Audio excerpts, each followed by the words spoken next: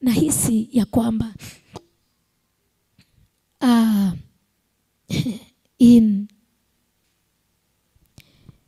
kuna watu nasikia, kuna watu watatu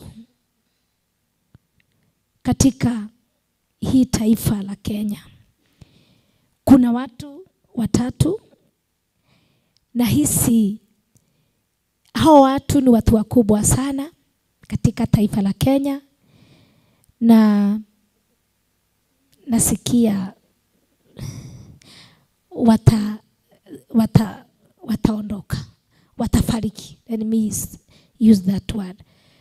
Watu watatu wakubwa sana.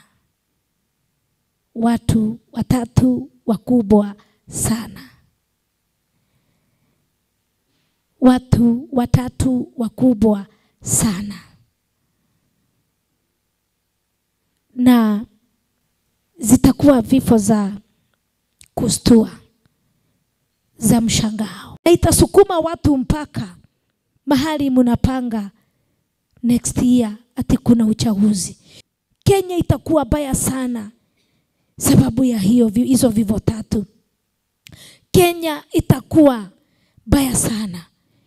Kenya itakuwa hali baya sana wakati wa hizo vifo za watu watatu.